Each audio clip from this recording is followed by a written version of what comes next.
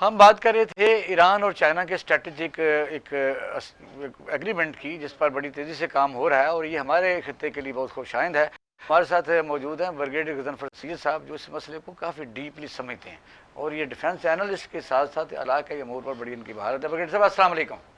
وعلیکم السلام. بریگیڈیئر صاحب یہ جو نیا ایک میں سمجھتا ہوں اس کو میں کہہ سکتا ہوں بہت بڑی اچیومنٹ ہے کہ چابہار انڈیا کے ساتھ معاہدہ کرنا, چاہے ایران کا انڈیا کی طرف جھکاؤ. پھر اب یہ بڑا ایک میں سمجھتا ہوں کہ جو ان کے معاہدے ہوئے ہیں کہ کئی چیزوں میں ٹرین ریلوے ہوگا ان کا, اور کئی چیزوں میں انڈیا اپنا ایران جو ہے اس میں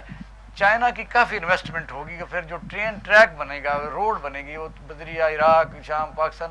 بھی کنیکٹ کرے گی گوادر سے آگے, ون بیلٹ ون روڈ. اس پر تفصیلی ذرا نوٹ دیجیے. بہت بہت شکریہ اقبال صاحب. اصل میں یہ جو چابہار پورٹ ہے آپ کو پتہ ہے جب یہ بننی شروع ہوئی تھی جی اور انڈیا نے اس میں انیشیلی کوئی 2016 کی بات ہے کہ اس نے کوئی $8 بلین کی انویسٹمنٹ چابہار پورٹ میں اور اس کے ساتھ جو انڈسٹریز تھی چابہار اسپیشل اکنامک زون میں, کیونکہ ایران کا جو علاقہ ہے یہ اتنا ڈیولپڈ نہیں ہے, اس لیے ایران یہ چاہ رہا تھا کہ چابہار پورٹ کے ارد گرد چابہار پورٹ کو ڈیولپ کر کے اس علاقے کو ڈیولپ کرے. چابہار پورٹ جس طرح 78 کلومیٹر بنتی ہے, نوٹیکل مائل بنتی ہے, 76 نوٹیکل مائلز گوادر سے گلف آف عمان پہ ہے, اور بالکل اسٹیٹ آف ہارمز جس آپ کہتے ہیں اس کے منہ کے اوپر یہ ہے. اور یہ اگر آپ ایران کو دیکھیں تو ایران کو یہ ڈائریکٹ ایکسیس یہ پورٹ پرووائڈ کرتی ہے انڈین اوشن میں, اور چونکہ افغانستان کے نزدیک ہے اور سینٹرل ایشین ریپبلک سے بھی نزدیک ہے, ترکمستان اور ازبکستان کے, تو اس کو کہا جا رہا تھا کہ ایک گولڈن گیٹ ہوگا. اور ایران چائنا جو انڈیا جو ہے اس کو بہت پلے اپ کر رہا تھا, بلکہ ایک گندم سے بھرا ہوا جہاز جو ہے وہ انڈیا سے جا کے اور چابہار پورٹ پہ لینڈ بھی ہو چکا تھا. اب یہ ایک ٹرانزٹ روٹ کے طور پہ انڈیا ڈیولپ کرنا چاہتا تھا افغانستان کی طرف اور سینٹرل ایشیا کی طرف, تاکہ جو افغانستان کی جو ڈپینڈنسی پاکستان کے اوپر ہے اس کو ختم کرنے, اور دوسرا گوادر پورٹ جو بن رہی ہے, کیونکہ گوادر بھی ایک ایسی جگہ پہ ڈیپ سی واٹر پورٹ ہے جو جہازوں کو, جو شپس کو ایک ڈائریکٹ جس طرح آپ اپنے گھر کے گراج کے اندر کار کو موڑ لیتے ہیں تو اس طرح شپ آئے گا, وہ اس کو کسی ٹگ بوٹ کی ضرورت نہیں ہوگی, وہ آ کے برف پہ لگے گا اور وہاں سے واپس چلے جائے گا. اس طرح چابہار بھی یہ فیسلٹی پرووائڈ کر رہی تھی, اور 10 برف تھی, اور چابہار کے اندر 2 سیپریٹ پورٹس ڈیولپ ہو رہی تھی, ایک شاہد کلاتانی تھی اور ایک شاہد بحرانی بھی تھی, اور یہ جو تھی ان کے اوپر 10 برف جو ہے وہ ڈیولپ تھی. اب انڈیا کے لیے یہ اس لیے زیادہ ضروری نظر آ رہا تھا, یا اس طرح وہ اسٹیٹس کو پلے اپ کر رہا تھا کہ افغانستان کے اندر جو انڈیا نے جس طرح روڈ نیٹ ورک پہ جو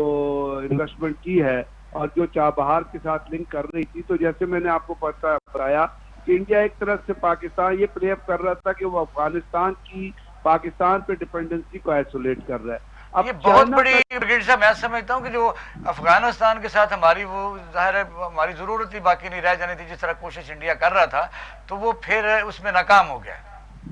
ہاں, کیونکہ اس نے نا جو آگے آلریڈی انڈیا نے وہاں پہ 240 کلومیٹر کی ایک روڈ بنائی تھی جو افغانستان کو ایران کے ساتھ لنک کرتی تھی, اور اسی طرح جیسے میں نے آپ سے کہا ایک ریل روٹ ڈیولپ ہو رہا تھا جو چابہار کو انڈیا, اور پھر ایک اور چیز ہے ترکمستان میں انڈیا کا ایک بیس ہے, اپنا ایئر بیس ہے, تو یہ جو انڈیا کا جو ایئر بیس ہے افغانستان اپنا وہاں پر, اس کو ایک طرح سے آپ یہ کہیں کہ فرخور ایئر بیس ہے تاجکستان میں, تو وہ کہتے ہیں چابہار پورٹ جو ہے وہ ڈائریکٹ ایکسس انڈیا کے ایئر بیس کو پرووائڈ کرتی تھی. اب اس کے ساتھ ساتھ جب آپ اکنامیکلی دیکھیں تو شپمنٹ کاسٹ جو تھی وہ کوئی 60% شپمنٹ کاسٹ ریڈیوز ہو رہی تھی. اچھا, یہ جو معاہدہ چائنا کا ہو رہا ہے اس پر ذرا روشنی ڈالیں کہ کون کون سے فیلڈ میں یہ ہوا ہے یا ہو رہا ہے. اب ان حقائق کی نظر میں اب آپ کو دیکھیے تو چائنا یہاں پہ جیسے میں نے آپ کو 3 چیزیں پوائنٹ آؤٹ کی, جس میں ریل نیٹ ورک ہے, روڈ نیٹ ورک ہے, اور چابہار پورٹ اٹسیلف, اس کو اب آپ, اور اس کے ساتھ گوادر دیکھیے جو لیفٹ سائڈ پہ 76 نوٹیکل مائلز پہ لوکیٹڈ ہے. اب اس کو آپ لنک کیجئے گوادر سے جو ون بیلٹ ون روڈ کا کانسیپٹ ہے, جس کے لیے پاکستان کاشغر سے لنک ہوتا ہے, چائنا سے لنک ہوتا ہے, اور چائنا سے جب لگے جاتا ہے अपना जो भी सामान चाइना के लिए आता है वो जब डॉक होता है तो वो 48 घंटे में जो है वो चाइना पहुंच जाता है। अब ये जो कनेक्टिविटी है, ये कनेक्टिविटी सेंट्रल एशियन रिपब्लिक के साथ, इंडियन ओशन के साथ, और जो वन बेल्ट वन रोड का कॉन्सेप्ट है चाइना, उसके साथ ये पूरे का पूरा रूट जो है वो लिंक हो जाएगा। ब्रिगेडियर साहब ये जरा थोड़े से आसान अल्फाज में एक मुझे गाइड कीजिएगा। खावाना में आजमी साहब आपसे सवाल ये कर रहे हैं। जो ईरान और चीन के दरमियान कोई एग्रीमेंट होने जा रहे हैं, तो इनमें आप क्या समझते हैं कि भारत क्या कुछ खोएगा और पाकिस्तान क्या क्या पाएगा? ये हमें कुछ बताइए। भारत सियासी भी और मुआशी भी बात लोकेटेड होती है कनेक्टिविटी से। अब कनेक्टिविटी के बहुत सारे जुमरे होते हैं। कनेक्टिविटी में आपकी माशियात भी आ जाती है, आपका दफा भी आ जाता है, आपके बायलैटरल रिलेशन भी आ जाते हैं, आपकी फॉरेन पॉलिसी भी आ जाती है। तो सिर्फ इन 4 चीजों का अगर आप अहाता करेंगे तो आप देखिए कि इसमें जब इंडिया इस चाबहार पोर्ट के प्रोजेक्ट से हटेगा, वो किसी भी तरीके से हटे जो कि मकरान, कुसिस्तान और बलूचिस्तान रिलेटेड है, तो एक तो जिस तरह इंडिया पाकिस्तान के अंदर दखल अंदाजी करने की कोशिश कर रहा था थ्रू बलूचिस्तान प्रोविंस, और जिस तरह आपने देखा कुलभूषण यादव जो चाबहार में था और वहां से वो पाकिस्तान आया, तो एक तो उसकी वो एक्टिविटीज कर्टेल होंगी। दूसरा ये है कि जो इंडिया डोमिनेशन की कोशिश कर रहा था इस इलाके में और चौधरी बचाता था इस इलाके का, और अफगानिस्तान को अपने उसने पंजों के अंदर तो रखा हुआ है, अब इस जरिए से वो और अफगानिस्तान को इकोनॉमिकली भी, और जैसे मैंने कहा कि ताजिकिस्तान में एयर बेस लोकेटेड है उनका, उसके जरिए वो अफगानिस्तान के अंदर अपना इन्फ्लुएंस खुला बत्ती जो कहते हैं ना, ओवर्ट एंड कोवर्ट इन्फ्लुएंस। मतलब आप ये कह रहे हैं कि पाकिस्तान जो है इस मुजव्वजा जो एग्रीमेंट है उससे दफाई तौर पर भी मजबूत होगा? सर उससे माशी तौर पर भी मजबूत, माशी तौर पर तो होगा ही, दफाई तौर पर भी दफाई तौर पे मजबूत होगा। जो कोवर्ट वॉरफेयर होती है ना,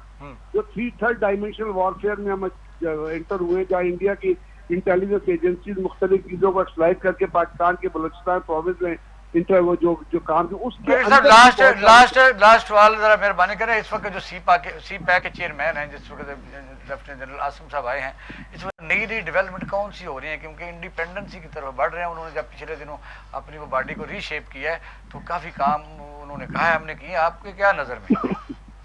मैं तो उस गवर्नमेंट की भी और आसिम उनके बाजा साहब की स्टेटमेंट जो है और उसके अंदर जो कुछ ग्राउंड के ऊपर चीजें हो रही है, और जो खास तौर पे जो कि हमने सी पैक के हिसाब से रिलेट किया है,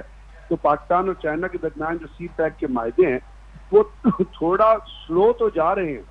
थोड़ा स्लो पेस पे तो जा रहे हैं। अपनी वो जो टेंटेटिव कंप्लीशन डेट्स के ऊपर तो मुकम्मल होते नजर नहीं आ रहे, लेकिन ये है कि उनके ऊपर काम जारी है। और उस काम जारी होने का एक इंडिकेशन ये है कि ईरान जो है वो चाइना ने इंडिया को आउट कर दिया उस प्रोजेक्ट से, और वो रेल रोड पर जो है और चाबहार पोर्ट जो है उसको खुद डेवलप करेगा। और उसके साथ साथ स्लो क्यों जा रहे हैं? स्लो क्यों जा रहे हैं? ये वो स्लो हमारी ब्यूरोक्रेटिक जो अपना नोट्स होती है उसकी वजह से। दूसरा हमने कोई बॉडी की थिंक टैंक के तौर पे अभी तक शेप नहीं दी है। मेरे साहब बहुत मेहरबानी, बहुत शुक्रिया, आपने हमें टाइम दिया। तो बड़ा कंप्रिहेंसिव ब्रिगेडियर साहब ने इस पर मैं समझता हूँ कि एक खुशाइंद खुशी की बात भी है। और खवाने में हाशमी साहब, जो इंडिया ने चाबहार पर 18 महीने का 1.5 साल का बाकायदा ऐसा कॉन्ट्रैक्ट किया था कि वहाँ से हर चीज़ ऑपरेट कर सकते थे। और जैसा ब्रिगेडियर साहब ने बताया कि उनका मतलब था कि हमें अफ़गानिस्तान की भी जो उनकी डिपेंडेंसी हम पर ख़त्म कर दी, चाहे जो वाघा बॉर्डर की जो उनके साथ है, कभी कुछ चीज़ें आती हैं जाती हैं, तो वो खुद ही हम इसको ऑपरेट करें, पाकिस्तान दरमियान से निकल जाए।